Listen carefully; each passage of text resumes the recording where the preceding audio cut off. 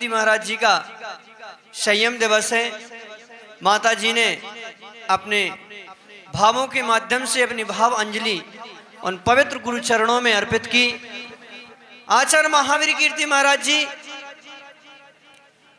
वह महान संत थे जिन्होंने मात्र एक आत्मा का लक्ष्य रख करके और सिद्धों की सिद्ध स्थली पर बैठ करके अनंत कर्मों की निर्जरा की संयम तप और साधना की।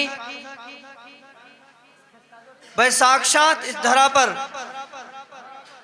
अकलंक और समंत्र भद्र स्वामी के समान न्याय और तर्क के बहुत बड़े विद्वान थे। कहते हैं जब उदयपुर खंडगिरी तरफ उनका विहार चल रहा था तो ब्राह्मण वैदिक विद्वान उनके समक्ष उपस्थित हुए। आचार्य श्री उस समय साधकों के लिए स्वाध्याय करा रहे थे। सर्वज्ञ भगवान का विषय वहां पर निकला। प्रमेय कमल मार्तंड का स्वाध्याय चल रहा था। सर्वज्ञ की चर्चा वहां पर निकली तो ब्राह्मण पंडितों ने सर्वज्ञ कहाँ होते हैं, कैसे होते हैं, किसने धोखा है, ऐसा कैसे हो सकता है, नाना प्रकार की तर्कणाएं उनने अपनी दी। और सर्वज्ञ की सिद्धि को लेकर के निरंतर आचार्य महावीर कीर्ति जी 3 दिन तक उनसे शास्त्रार्थ करते रहे।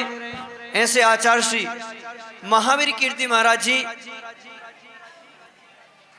माता जी ने हमें कहा कि अगर हम अपने मुख से उनके बारे में कहते हैं तो थोड़ा सा कम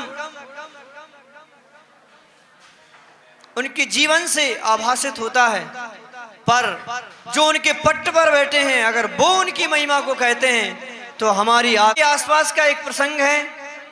आचार्य महावीर कीर्ति महाराज जी नगर से निहार शुद्धि के निमित्त से नगर के बाहर आए।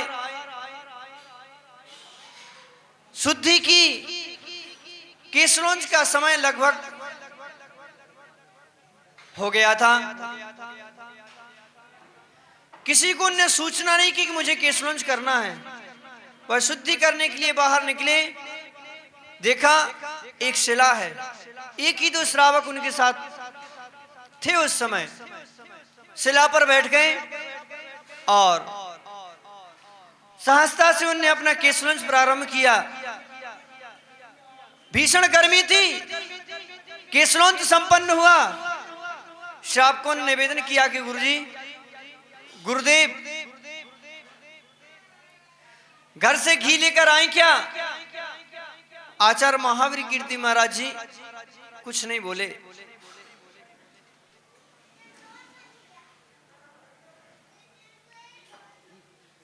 उनने आंख बंद की।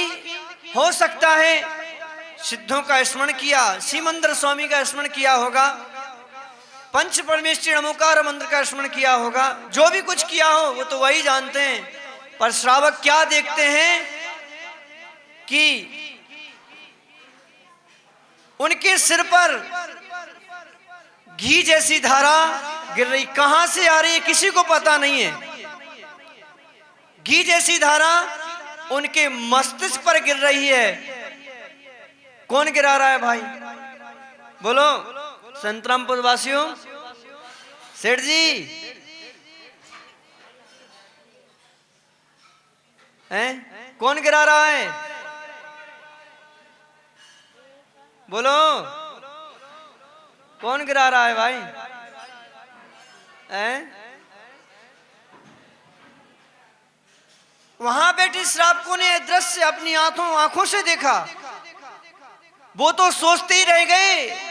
ध्यान रखना, जिस समय जो करने का अवसर आया है देव शास्त्र गुरु की आराधना में, उतना उस समय ज्यादा सोचने की आवश्यकता, ज्यादा सोचना नहीं। सोचते रह जाएंगे तो सोचते ही रह जाएंगे। वो श्रावक तो सोचते ही रह गए, निवेदन करते ही रह गए, और उन गुरु की तप और साधना देखो कि आकाश मार्ग से देव आकर के अदृश्य रूप में और उनके मस्तिष्क के ऊपर घी की धारा कर रहे थे। आप सभी के लिए आश्चर्य लगेगा ये, पर जहां पर अहिंसा, तप और त्याग, संयम होता है, वहां पर देव भी आकर के प्रणाम करते हैं। श्रावकों ने देखा कि ये धारा कहां से आ रही, घी की धारा गिरते गिरते नाभि तक आ गई। श्रावकों ने कहा कि चलो देखते हैं क्या चीज है, पानी तो नहीं है। और जैसे उनने हाथ लगाया कि वो धारा बंद हो गई। ऐसे महान तपस्वी थे, साक्षात देवी देवता उनके चरणों की वंदना करते थे। जब शांति सागर जी के पास पहुंचे और उनने उनके चरणों में प्रार्थना की कि गुरुदेव मैं संयम चाहता हूं, तो उनने कहा कि मैं तो बुजुर्ग हो गया हूं, जो श्रावक श्राविका उठ करके जा रहे हैं, देखिए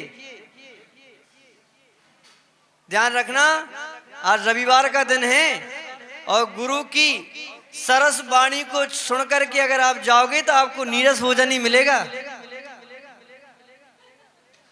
हाँ, पास गए तो उन्होंने कहा कि मैं तो बुजुर्ग हो गया हूं, दक्षिण प्रांत में जाइए और कुंजवन उद्गांव तरफ एक तपस्वी महामुनिराज हैं, उनके चरणों में जाकर के आप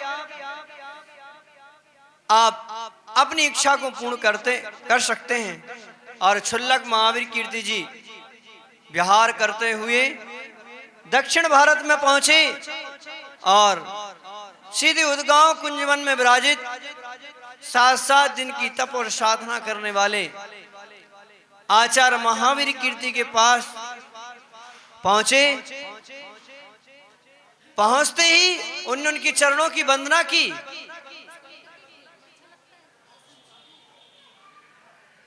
और प्रार्थना की कि गुरुदेव हम आपके चरणों में जीवन की वृद्धि के लिए आए हैं। उन्हें आशीर्वाद दिया। चर्या का समय हो गया था, उन्होंने कहा कि आप अभी चर्या करके आओ। तो उन्होंने कहा, क्षुल्लक जी ने कहा कि आप भी साथ में चलिए, आपकी चर्या देखूंगा, उसके बाद मैं